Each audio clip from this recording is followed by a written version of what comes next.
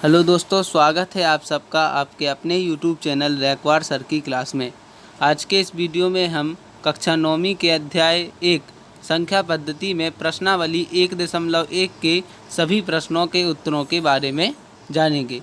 तो दोस्तों, सबसे पहला जो अपना प्रश्न है वह क्या है? वह यह है, क्या शून्य एक परिमेय संख्या है?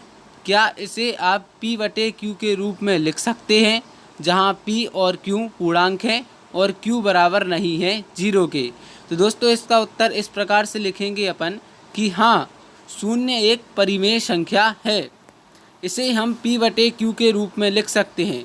किस p/q के रूप में लिख सकते हैं?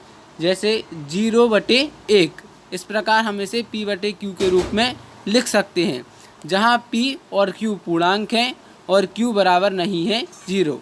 यह दोस्तों अपने पहले प्रश्न का उत्तर है। अब दूसरा प्रश्न देखते हैं। दूसरा प्रश्न है दोस्तों अपना, 3 और 4 के बीच 6 परिमेय संख्याएं ज्ञात कीजिए। परिमेय संख्याएं ज्ञात करने के लिए दोस्तों अपन क्या करते हैं कि अपन के लिए जितनी भी परिमेय संख्याएं ज्ञात करनी पड़ती हैं उनमें एक जोड़कर जिनकी परिमेय उनमें एक जोड़ते हैं तथा उसका ऊपर नीचे गुणा कर देते हैं। तो देखते हैं दोस्तों किस प्रकार। सबसे पहले दोस्तों अपन लिखेंगे 3 और 4 के बीच में 6 परिमेय संख्या ज्ञात करना है, इसलिए 6-1 बराबर 7। अब 7 का दोस्तों अपन 3 के लिए दोस्तों अपन क्या लिख सकते हैं, 3/1।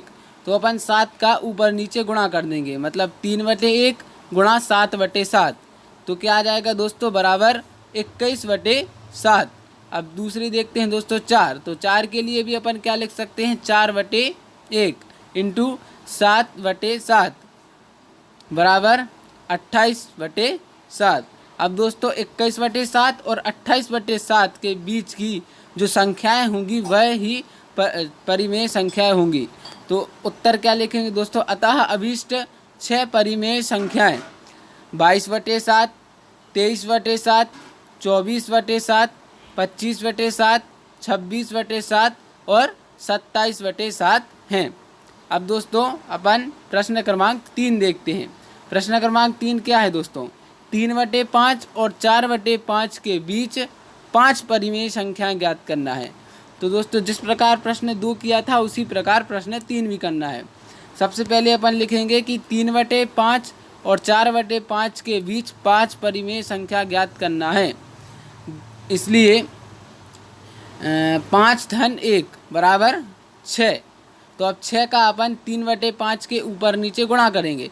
तो 3/5 गुणा 6/6 तो 18/30। और दूसरी है दोस्तों 4/5 गुणा 6/6 तो 6 चौके 24 और 5 छक्का 30, 24/30।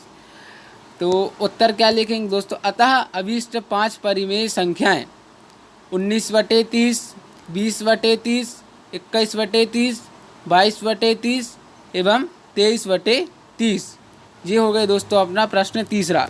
अब आखिरी प्रश्न है दोस्तों अपना प्रश्न चौथा, नीचे दिए गए कथन सत्य हैं या असत्य, कारण के साथ अपने उत्तर लिखिए।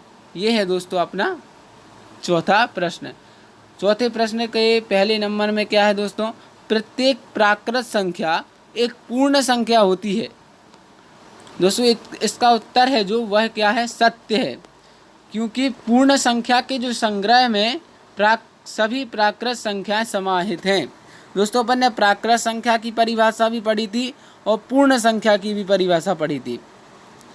इसलिए दोस्तों ये सत्य है, क्योंकि जो पूर्ण संख्या है उनके संग्रह में सभी प्राकृत संख्याएं समाहित हैं। दोस्तों प्राकृत संख्या की परिभाषा ये थी कि सभी धनात्मक पूर्णांक प्राकृत संख्याएं कहलाती हैं। तो 1, 2, 3, 4, 5 ये सभी धनात्मक हैं अनंत तक।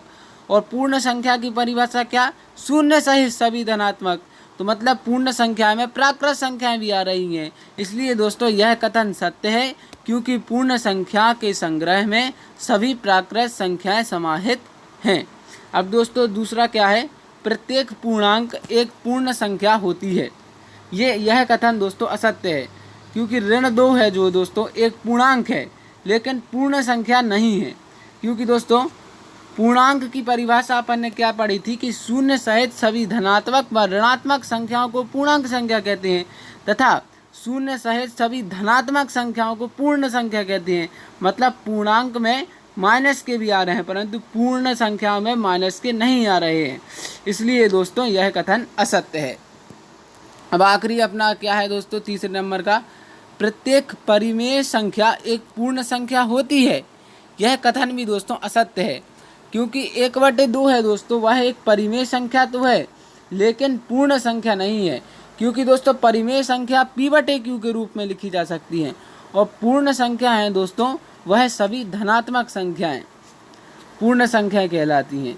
लेकिन यदि वो धनात्मक है तो उनके बटे में तो 1 माना जाएगा। जैसे धनात्मक संख्या 3 है, 4 है तो बटे में 1 माना जाएगा।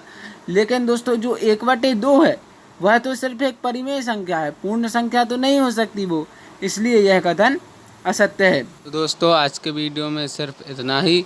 यदि वीडियो अच्छा लगा हो तो लाइक, शेयर और सब्सक्राइब करना ना भूलिएगा। धन्यवाद दोस्तों, मिलते हैं अगले वीडियो।